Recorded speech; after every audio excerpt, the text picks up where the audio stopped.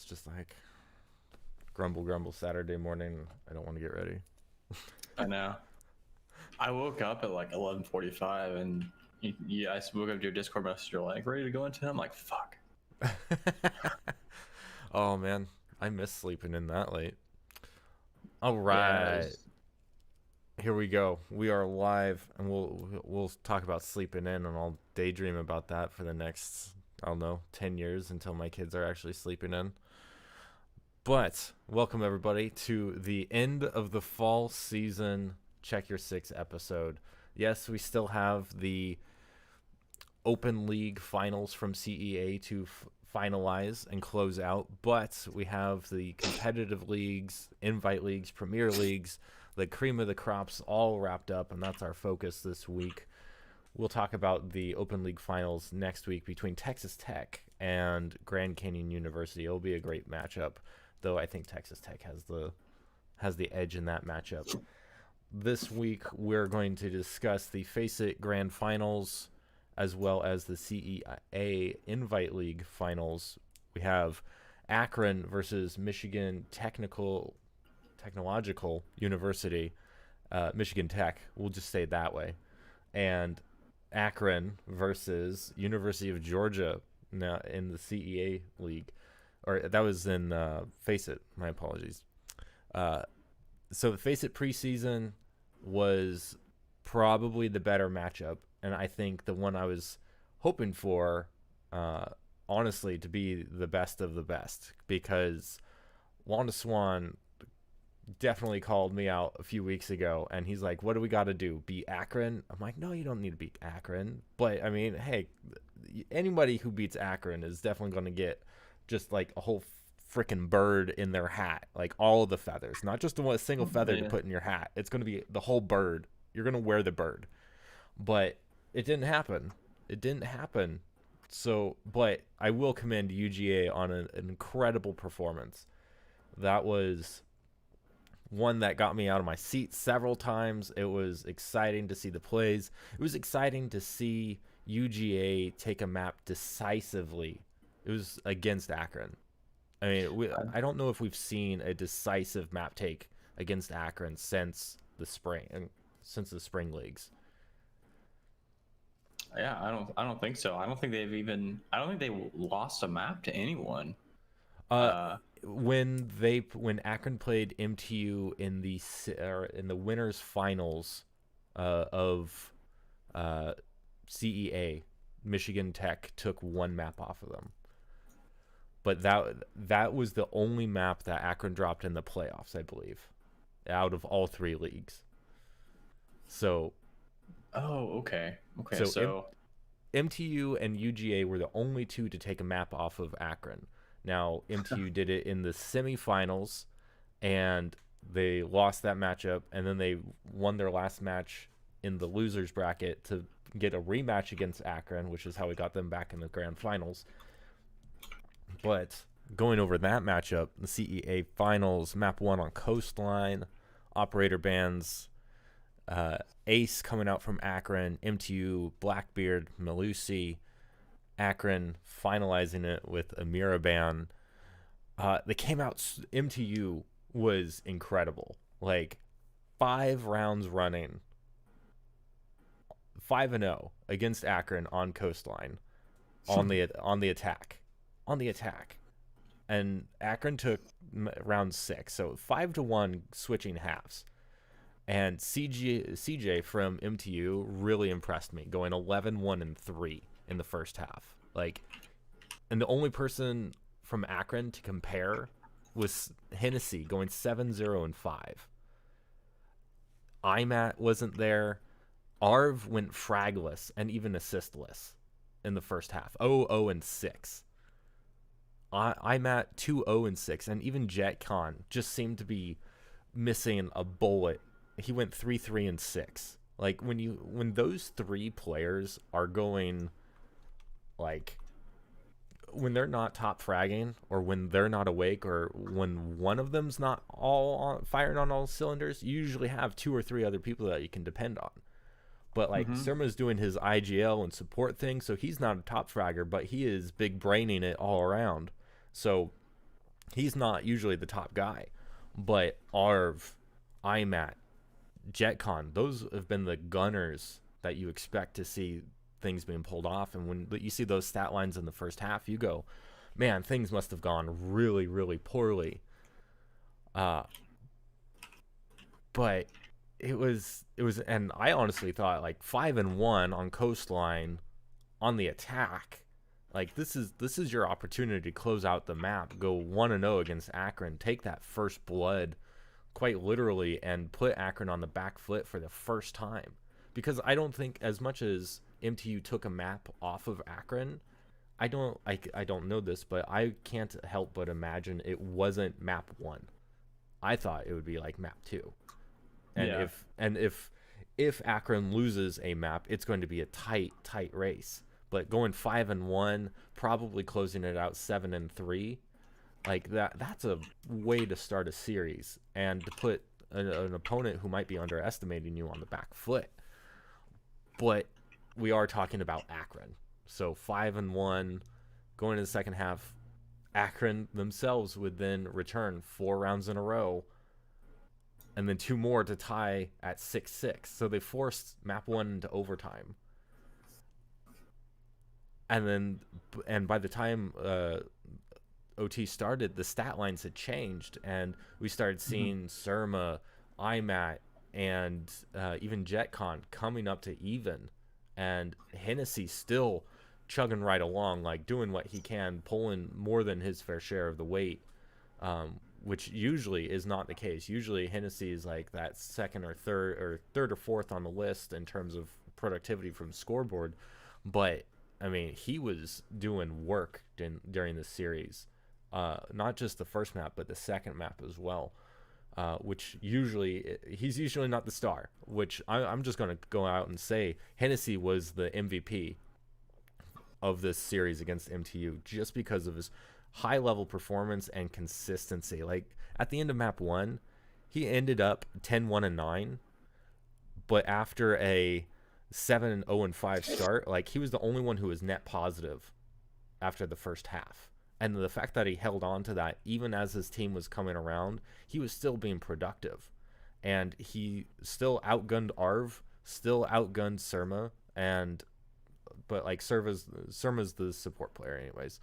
But like Hennessy did a great job being a consistent pillar of support for his team. He was anchoring like nobody's business. I don't actually mean that in the role sense, but like he was valuable every single round. I don't think he was ever caught off. He might have been like first fragged like once, but that was it. Like he was consistently there, and he was there in map 2 as well. Akron finally woke up. Surma and Arv became more influential on the rounds. IMAT and JetCon also started to wake up. While CJ slowed down on the MTU front, Red and Chibbles actually stepped up. Their score lines definitely propped up, and CJ was still doing work. He was kind of like Hennessy at that point. Like he hadn't been as on fire in that second half, but he was still present, still keeping his team in that matchup. In round 14, and this round 14 was Akron's first lead of the entire match. They went up 7-6. MTU retied it 7-7. So MTU forcing a round 15 on map 1 on Coastline, which was something that I wasn't expecting. I thought Coastline was Akron's map to see them so challenged by MTU was really refreshing. And it's like, okay, we're going to get a game 3. We're going to get this awesome series, and it was exciting to really see. And round 15 actually came down to a 3v2 with Akron defending, with the final push starting with 5 seconds left in the round. So Akron had, I believe, 2 people on site, 1 person off site, and MTU was pushing into, I think it was the kitchen bomb site on Coastline, and it was just It was so close, but then like as soon as one of MTU players peeked the doorway, it was just one tap done. And so 3v1, 3 seconds left. They had diffuser. There was a chance there, but I mean they would have had to turn the corner, get 2 immediate drops, and then start planning. And then that third guy would have just rotated in, and it would have been messy. Yeah. So it would have been down to like fractions of a second if someone like was planting the diffuser and then pulled up and popped off a headshot and maybe half a second left type deal. The timing was going to be that close. But it was a really great match. I thought MTU showed a lot of opportunity there. They took some really great plays. They took some rounds quite decisively too. So 8-7, the final on map 1.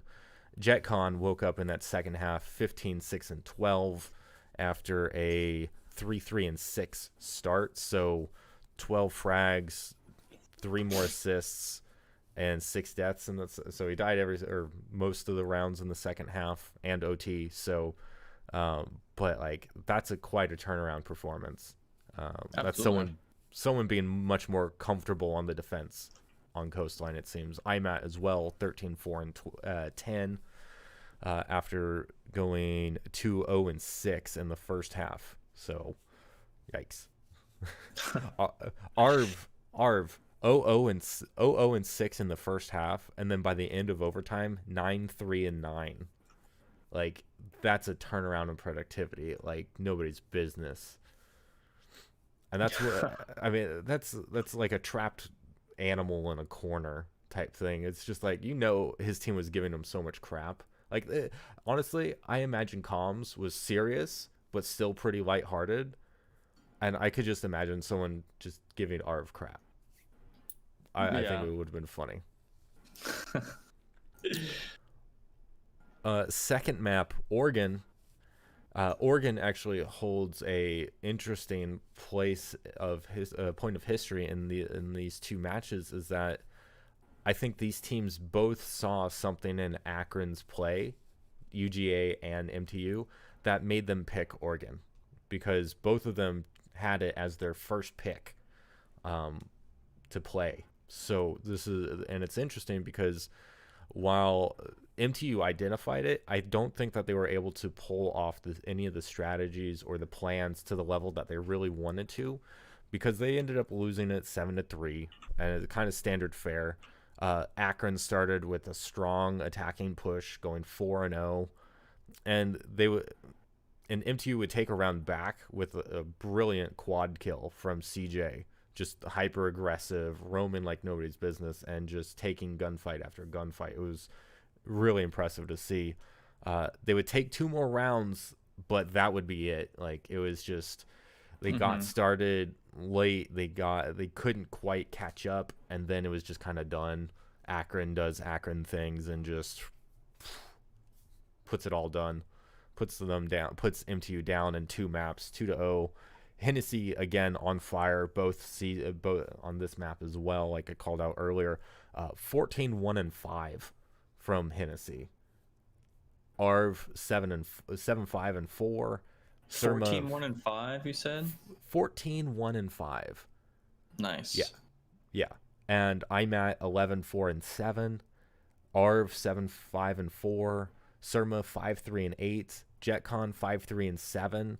So JetCon was off in the setup. I don't know if this was maybe some plays that MT was trying to focus on JetCon's play. I would have to go back and rewatch the VOD. I would love to see if that was the case, that MTU was just identifying JetCon as a huge pillar of Akron's play and seeing if they could take that out and see what what would happen to Akron if they took out that support pillar. But if this was JetCon just underperforming, either way, Hennessy stepped up hard.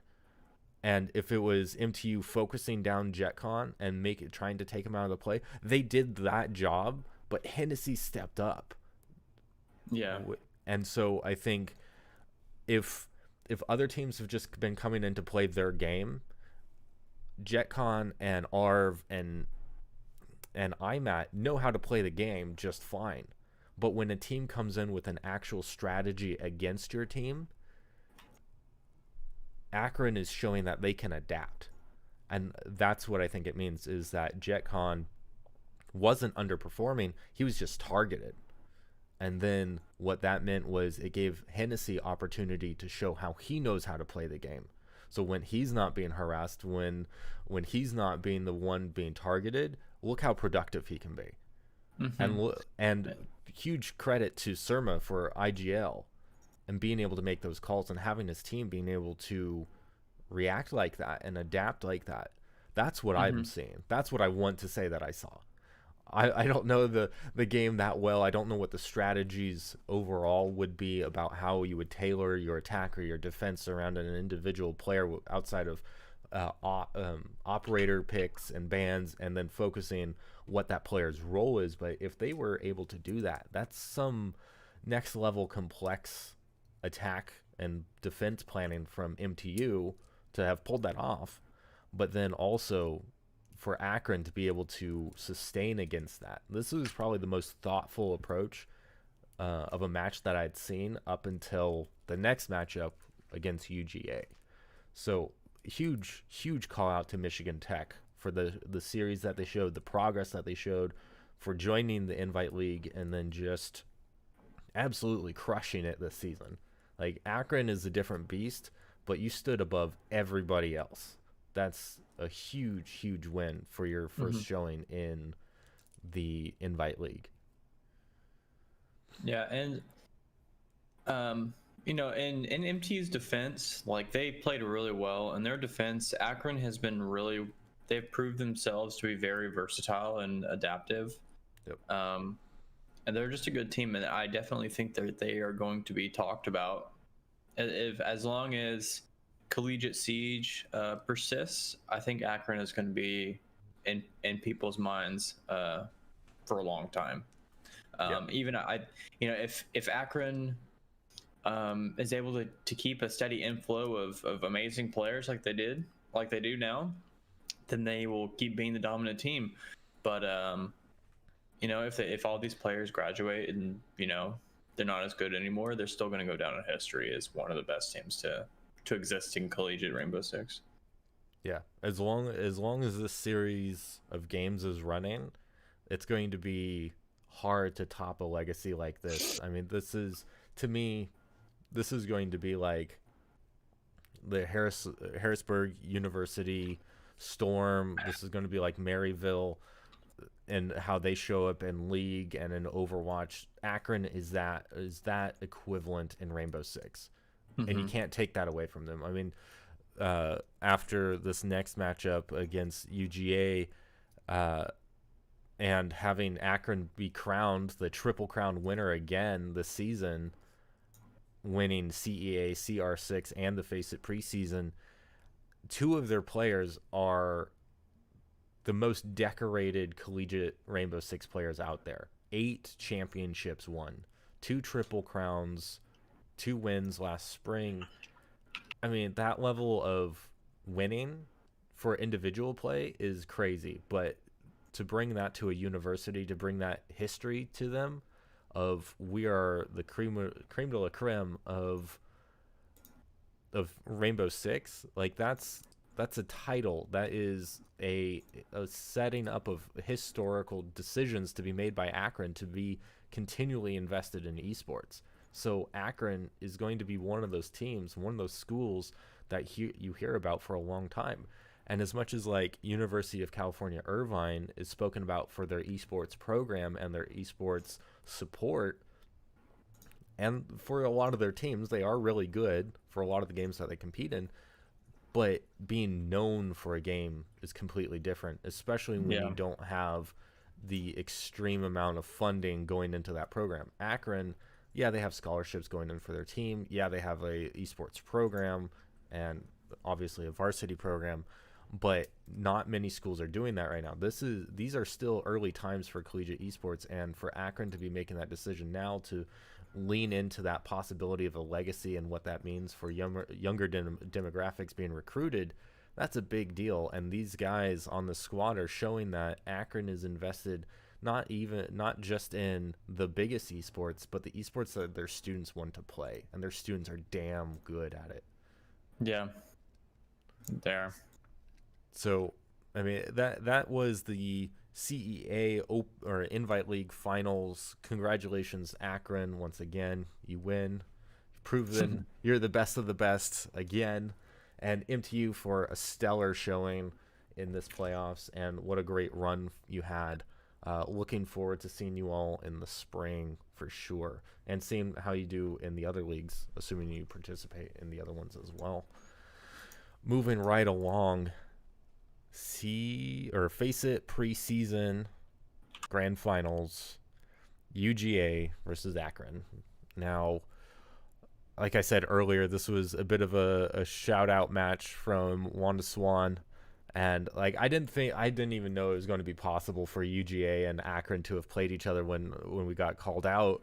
But I will say that my thoughts on UGA have changed dramatically after seeing this series. I thought, you know what, UGA has won against some really big teams, but then they've had some not so great showings as well. They kind of sputtered out in the middle of the playoffs from what I can recall over the last couple seasons, and have to go back and double check that. But like they've always been around, but like I don't remember them having like grand upsets or being able to like really hold their own, really show that they dominated a win or anything like that. Like that they were that tier above everybody else. Maybe top of the B tier basically. But my mind has changed on UGA after this matchup against Akron, and we'll dive into this. So map picks and bans.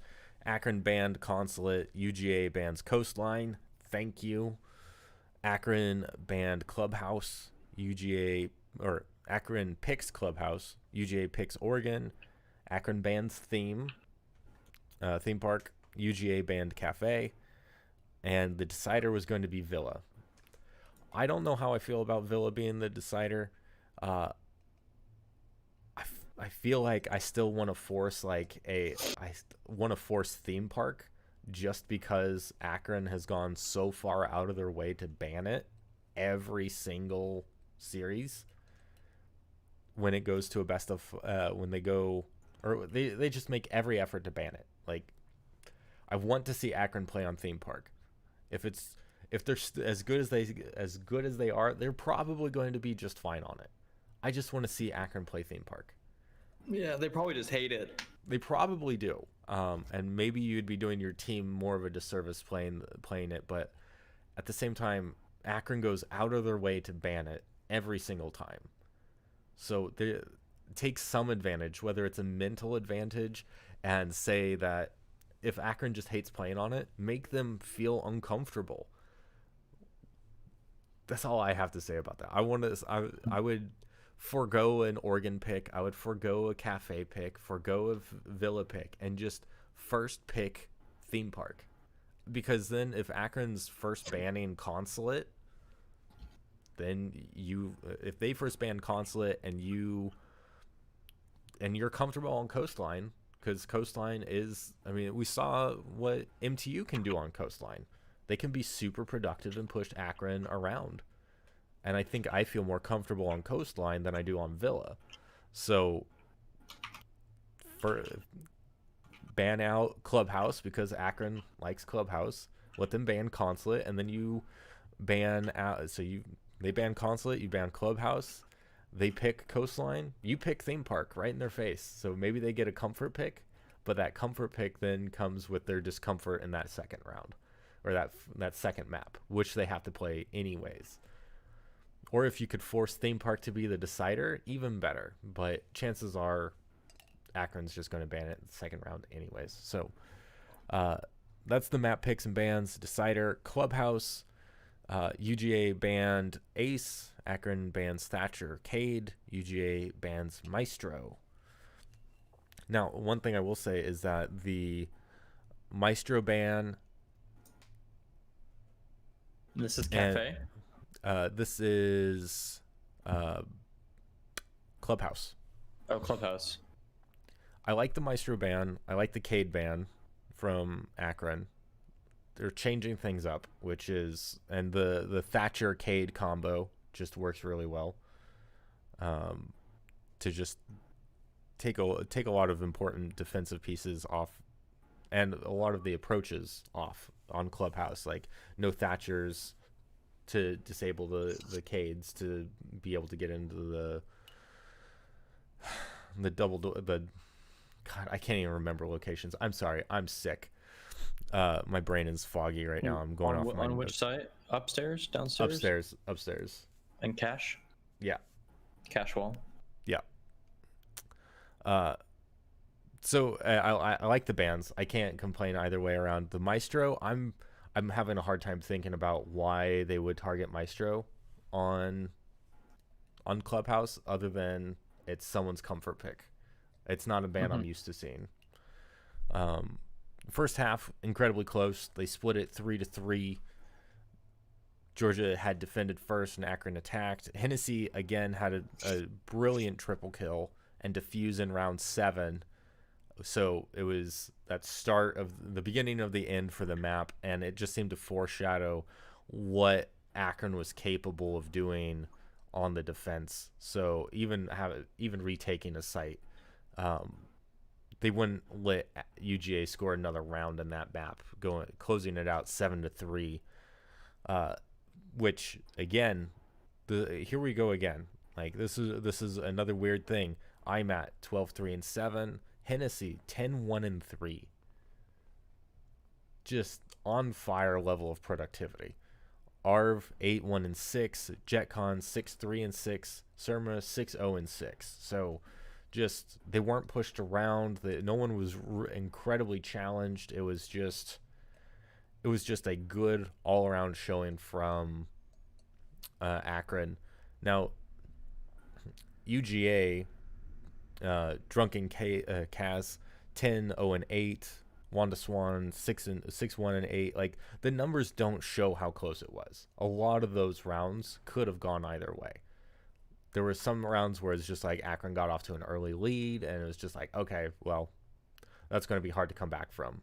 But it looked kind of like, okay, Akron really knows this map, and UGA was just making a couple mistakes, or someone was coming up big on multiple rounds. And just like Hennessy pulling off that triple kill and defuse, like it happened so fast for Hennessy, and he just did it. Like it was an impressive play, and not everyone's going to be able to make that. Not just a triple kill, but like a 1v3 defuse. Just nuts. He was set up with, it was a 3v2. He got set up, his buddy got taken down, and then he just knew where two of the guys were, so it was like bam bam done, refrag, redone, and then close out the round. But it was a very fast closing to that round. And so yeah, map 1 7-3. Okay, we're like, okay, is UGA going to be able to stand up? Because I mean, MTU forced around 15 on map 1 on Coastline even. So Clubhouse, everyone knows how to play Clubhouse. It should be like your standard fare. Like you should, I feel like Clubhouse is that first map that you really learn, okay, this is how you defend this wall, and this is how you hold this defense across the entire map. Like it's not like a large sprawling map, but it's a open enough map to where you have to know what kind of approaches are going to be taken. So it didn't fill me with a whole bunch of confidence. I was just hoping for map 3, and we were going to have to see how UGA fared on their own map pick of Oregon, seeing as Oregon was also MTU's second pick, like I said, and they lost 7-3. I'm hoping that they had more time to prepare, more time to execute on the flaws that MTU might have shown in their play. And UGA really showed up. So first half was UGA's attack, and it overcame Akron's defense, which MTU was not able to do. So they closed out the first half 4-2. And for the first time in the last few maps, Hennessy was having a hard time getting productive. And even Arv looked a little off this time around. So it wouldn't be until round 3 that Akron would take their third and final round of the map. So Yeah. 6 rounds, 6 heavy rounds just went UGA's way. When you look at the numbers this time around, Hennessy 0-0-9. Wow. Okay. Our Arv 4-4-10. JetCon 7-2-9. IMAT was 13-0-8. But like no one, Surma 7-1-9.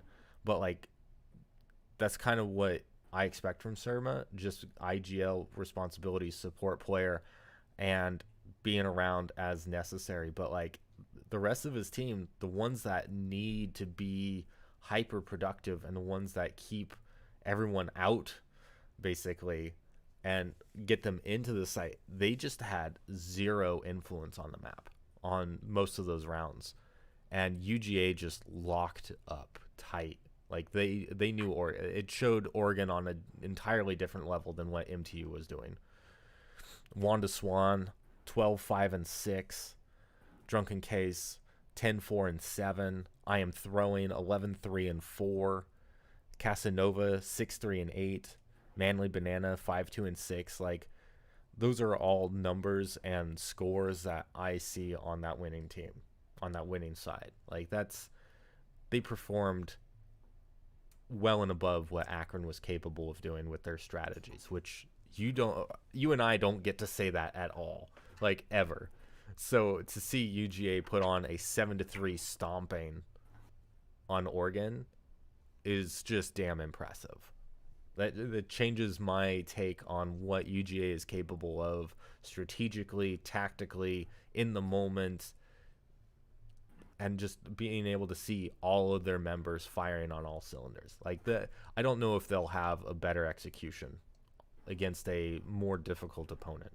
Like that shows me that UGA is going to be a team to watch, because after they watch these VODs and they go back through their play and they go back through seeing how they need to improve their play, not just individual players, but like their individual strategies, locations, timings, how to play certain pushes or takes and retakes, they're going to be a scary team. If they can get their Oregon play to that, if they can get their other map play to that level that they showed on Oregon, we've got another threat in the top tier Rainbow Six leagues. Like Yeah, yeah, go ahead.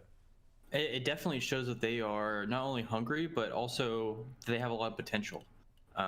You know, I can definitely tell that they really wanted to beat Akron, and I think that they did a lot of research, especially with them winning Oregon against Akron. I don't know how many times Akron actually played Oregon, but if I remember correctly, Akron's pretty good on Oregon. So having beaten Akron on that map is truly impressive. And so I'm definitely going to be looking at them next season, seeing if they can. I think that they just need a lot of polishing. They are a great team. They just need some polishing, and if they can fine tune their team a little bit, they will be a great contender in the next coming seasons. And what I still saw was that they were willing to make aggressive plays. Like there was one round, I think it was Casanova, who was just bloodthirsty. He was chasing people down the halls, and he was just, you're going to give me ground, I'm going to take that ground. And it was such ballsy play, but it was also such well knowledge play as well. Like he knew what the other guy was doing. So just push. And it's just like, that's what you need to do. Yeah, exactly. That's exactly how you need to play against these good teams, because a team like Akron, they're playing confidently because they know that the other team is probably afraid of them, right? Yep. And having somebody who's just playing hyper aggressive and just hunting them down, I guarantee you that threw them off so hard, because they were so used to, like, once they take something that they were going to hold it, because people were too afraid to take them on in gunfights. Yep. So exactly. having that person just chase them down like that probably threw him through a loop. Yeah. And it was so good to see. And it was just like, I mean, that's Rainbow Six. Like the defense is trying to stall, keep you out for as long as possible, keep you on your toes, not know where that roamer is, not know where the other team is.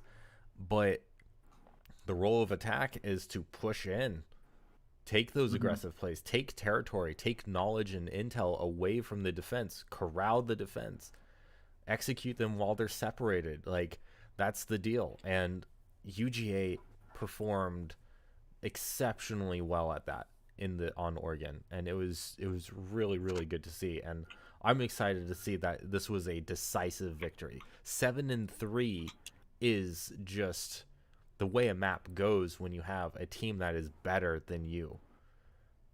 And that just does not happen often against Akron or at some of these high level matches. And like MTU forcing round 15 on Coastline is impressive, and that's taking Akron to their limit, and being MTU also being pushed to their limit. But pushing beyond Akron's limit on a map is just, it's a statement. And so when you go into map 3 after a statement like that, UGA must have been riding high, and Akron probably not phased as some other teams could be, but they know that they have to go down to business. It's this map or nothing. They no longer have that cushion of a 1-0 lead. So moving into map 3 on Villa, UGA bans Ace, Akron bans Thatcher and Mira, UGA bans Mozzie.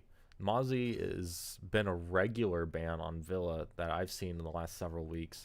Can you explain that ban a little bit? I understand that Villa is a very large map, and being able to take away drones is a big deal about extending your defense. But what other insight can you give us about that? Which ban was it? The Mozzie. Mozzie ban on Villa, or Yeah. on Yep, Villa? on Villa. I mean, I guess they were just trying to be anti-intel, because I mean, on Villa, because it's such a small map, and if you're holding like something like upstairs, you know, obviously drones are really important there, because attackers are going to be able to set flank drones and watch certain angles in certain hallways, especially like 90 hallway. And having that Mozzie basically prevents all of that. Having a Mozzie basically prevents all of them setting up your flank drones. It denies them certain areas, and it basically takes away all of the attackers' eyes, and that's scary on Villa. It's very scary, especially in when you're taking upstairs. Yeah. And so denying that is actually pretty important, especially if you're probably starting on attack first. So yeah, Akron attacked first in the first half. Georgia was defending. UGA crushed it 4-0 first 4 rounds. But Akron is not known for rolling over. Not only did they stop the bleeding to claim the last 2 rounds of the first half, but then would continue to roll with 2 more rounds, tying it 4-4. With a minute left in that 8th round, and a 1v4 with Manly Bananas without the diffuser, UGA called for the rehost and utilized that last minute as a tactical timeout. So they were regathering the team. They were circling the wagons, trying to figure out how to stop Akron. Rolling 4 rounds in a row, going onto the side of defense. Akron showed that they knew what needed to be done, and prior to the rehost, in round, what was this? This was round 8 with the last 2 frags uncounted. Was the last time I got to see the stats.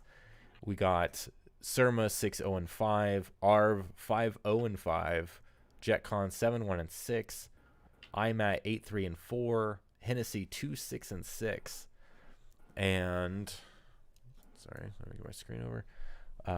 On the UGA side, Drunken Kaz 1-2-8, Casanova 9-2-5, Manly Banana 3-2-5, Wanda Swan 4-2-6.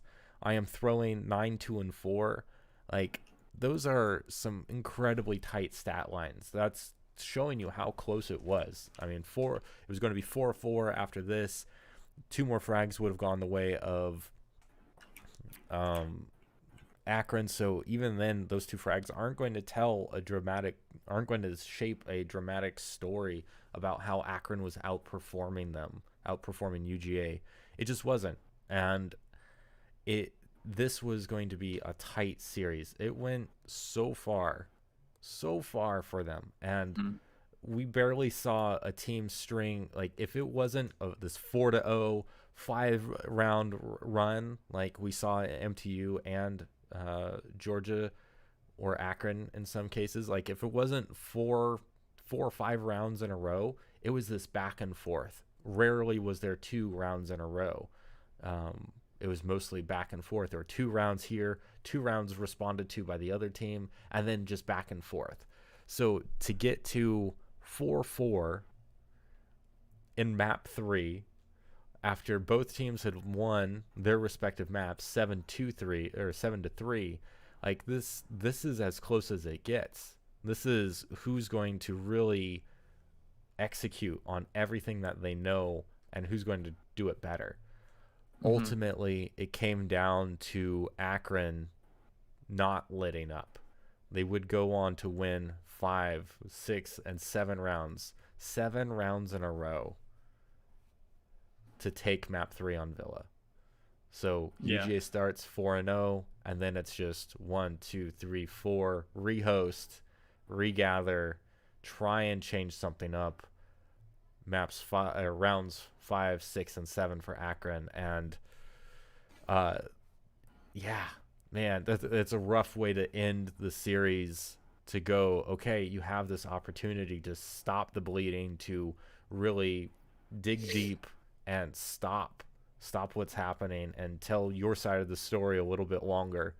But it was, in the end, it was just a book written, illustrated, copyrighted, all by Akron. Like, it was just a done deal.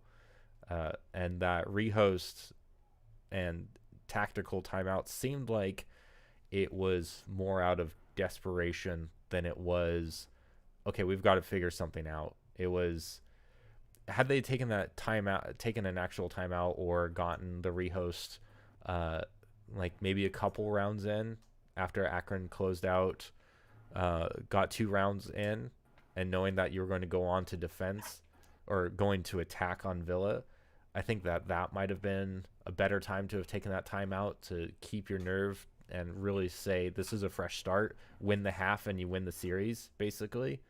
That might have been a better place and time to make that call, to do a timeout. But I also understand it, calling it when you have the tying round going out of hand, and you want to make sure that you get as much time as possible.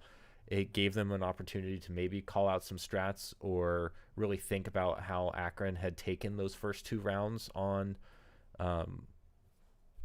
in the second half. And so I could understand that call there. It just didn't seem to be enough time to really adjust and to switch things over for UGA, even though we had talked last week about how UGA made some mistakes previously, and then the next week they had corrected them. I believe Homie Miggs called them out on that preparation last week, or maybe it was Olven. But UGA is a quick learner, a quick study, and a quick way of practicing and being dedicated to their Rainbow Six practice. So no doubt they were prepared for this. I'm wondering what went wrong in these last 3 rounds, and I'm going to go back and rewatch them just to get a little more clarity and see what else I can glean from it. But it was, all in all, a very close series. I mean, the fact that it went to map 3 is a huge deal. UGA took a map decisively and then forced Akron to go the distance, essentially. Like 7-3, 7-4. Yeah, it seems like it's telling a very straightforward story. We know the map better than you, but it was close. Every single round was close. And yeah, Akron tied it up 4-4, but taking 4 rounds in a row is not easy, even on a biased map. So it's just, I mean, regardless, UGA, MTU, no, they can't put the whole bird on their head this time, but they can certainly put a few feathers in their caps for Mhm. how they pulled off what so many teams couldn't, pushing Akron to round 15, taking a map off of Akron, taking a map decisively, pursuing their opponents in a way that no one else does, through map knowledge, through tactical plays and callouts. Like, this is showing that there are more teams on Akron's level than I think you and I thought there were going to be this season. Texas Tech, MTU, and Georgia are showing that they have the time, the effort, and the players to put in to really learn this game and challenge even the top teams. And now they're cemented on that top team list. Like, I think I have to put Michigan Tech up there, even above University of Montreal, and up there with St. Clair's. And I mean, Ohio State has fallen a little bit, so I have to put UGA and MTU upwards in that bracket. So yeah, I I might even have to put UGA on top of CU Boulder after this performance. This was really a solid performance from UGA, and it really could have gone the other way. If they would have stopped Akron and claimed a fifth round, I wonder if that would have been enough intel and enough of a, hey, now we know how to counter this strategy and their style and their timing of how to pull out, how they're pulling off this attack. I wonder, or this defense, I wonder if that would have been enough for them to go on and try and push that knowledge and force another adaptation in the late game of the Mhm. map on Villa. I wonder if that would have been enough. Maybe. Maybe. But either way, like, Wanda Swan, kudos to you and your squad. It's a huge deal. Like, it's a huge win to have taken a map off of Akron, taking it decisively. I'll keep taking that one because that's a huge win. No, you didn't win the whole thing, but you've proven UGA and their strength. So looking forward to seeing how you all perform in the fall or in the spring. And the spring's going to be much different now. So this is, the preseason wasn't seeded, it wasn't separated by region as the season will be, as the spring season will be. So we're going to see Akron and or I wonder, I'll have to review the states and see if it's going to be, if Akron, Ohio is going to be in the same division as Georgia. I imagine Georgia will be in the south, and Ohio will be in the north. Georgia might be even East Coast, depending on how they split it up. I think it's north, east, south. I thought there might have been a fifth. I don't remember. But yeah, On how they split it up. yeah, on how they split it up. So we might see a early matchup between Georgia and Akron in the season, which unfortunately, depending on how that goes, could keep someone out of the playoffs, depending on how many teams get called into the playoffs. Mm-hmm. Which would suck if, hey, you played Akron, you're not, and you lost to Akron. Oh, you're not in. That means no matter how many other games you win, whoever else you play, you're not in the playoffs. Like, that would be a really crappy situation. So I hope that that's not the case with how the structure is set up. But we will have to see, because teams like Akron are just. I almost feel like they need a handicap for the majority of the teams that they're playing against. But I mean, that's their reward. They get to play for all the time and effort that they put in. They get to stomp some teams and move on to the playoffs. Yeah, so that's all I have to say this week. I'm looking forward to our chat next week. We'll have streamer on, a content creator, Rainbow Six content creator coming on. I want to see if we can get Jay-Z Swills on here. Talk with him about life as a caster, where the game is from his perspective, and we'll go into that conversation. Maybe we'll have to get an interview with some folks from Akron in here as well to congratulate our Triple Crown winners, Akron. So that's IMAT, that's Surma, that's Arv, JetCon, and Hennessy. congratulations, you guys. You've done a phenomenal job once again this season. And Akron University for supporting your Rainbow Six squad. What a great job done there. Um, what's his name? Ex Tiger Mask coaching for Akron. Great job there.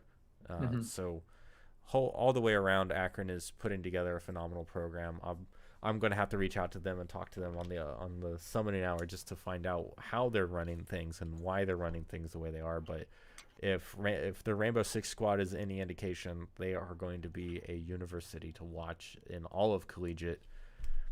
So we've got some exciting stuff coming up next week. Then I think it's going to be a couple weeks of break as a lot of students are going on break. We'll let the winter league for CR6 pan out as it will. I hope you all enjoy those matchups, but we're going to take a couple weeks break on the holidays after next week's podcast, and I'm going to start working on that spreadsheet. I swear I'm going to work on it. I'm going to get some good stats for us to go off of and some things to actually reference based off of who played who this season and how they performed across leagues. It's going to be phenomenal. It's going to be great. We'll see if I can actually do it.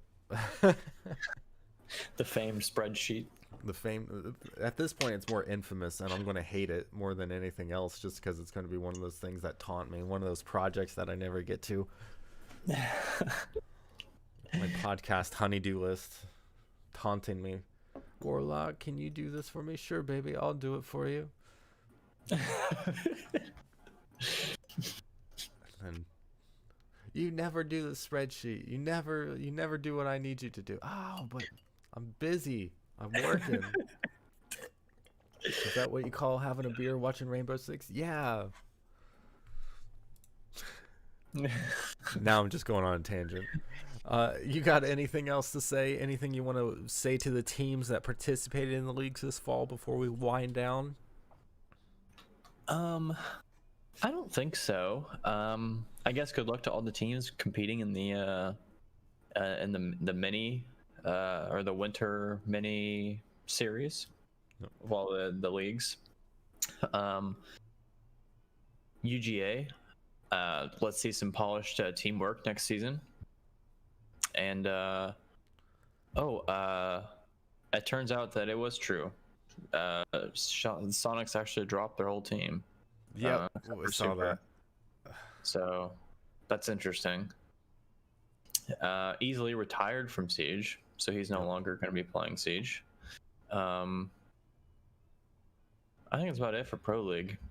Yeah.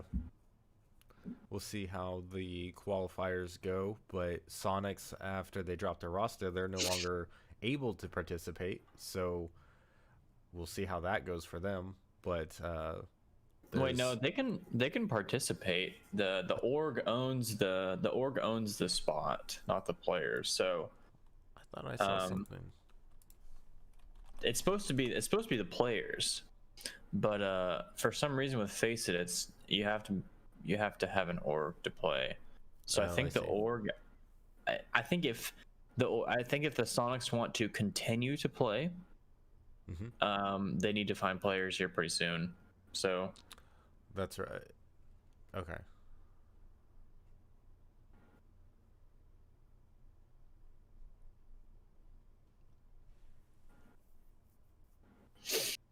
I'm pretty sure I saw something that said that they wouldn't be. Yeah, so these changes do, however, mean that Sonics cannot play in the upcoming 6 Invitational Qualifier, a tournament they were favored to win, as these new players can't officially join the team until the February transfer window. Until then, the roster is locked and no changes can be made. Super and prospective Sonics players will likely compete in the SI quals away from the Sonics organizations to test out the new players. This gives Disrupt Gaming a pretty good chance at qualifying for the 6th Invitational and securing a much-needed org in hopes of achieving a spot in the 2021 NAL season. That's as of... So the Sonics can't compete in SI qualifiers? They can't qualify. They can't participate under the Sonics brand. They can try out other teams as like a random org, but they won't be able to. The Sonics itself cannot play in the upcoming qualifiers. Isn't that I feel like you can't do that. Like, hey, can the Sonics like form another team and like disguise them as something else?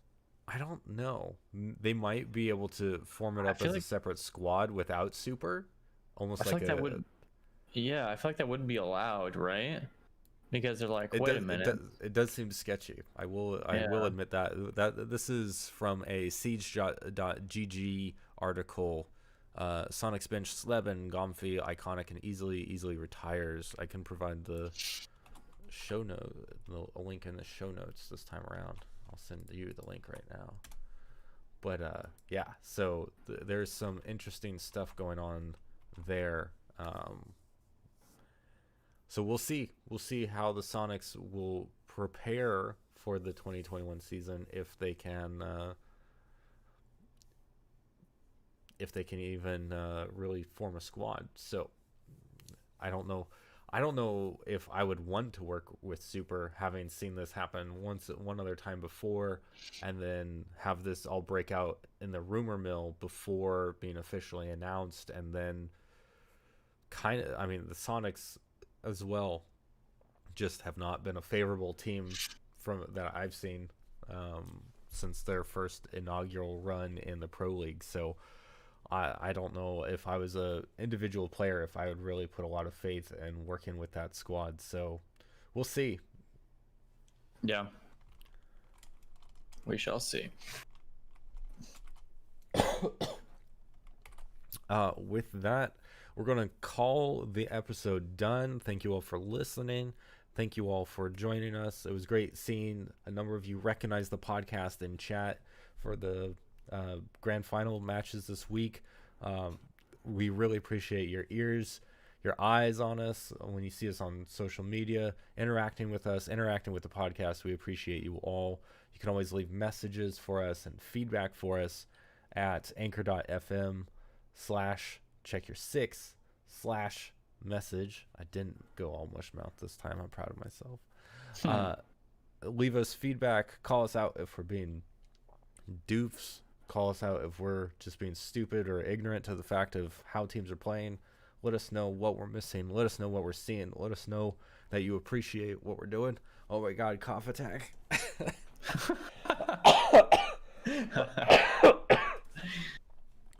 Whew, that was a big one. Yes, thank you everyone. Appreciate you. It's great to be recognized when we're out in chat and seeing that that you all listen and that you all like what we're doing. It's great motivation for us to keep doing this. I'm looking forward to the spring and seeing what you all bring there. Yeah, it's been great doing this fall season. Really excited by a lot of the growth, a lot of the teams, and a lot of the leagues made. So can't wait to see more from you all in the spring. Good luck to everyone in the Winter League, and we will see you after break. Well, next week as well with one last cast, but competitive analysis starts again in the new year. All right. See you all. Have a good weekend.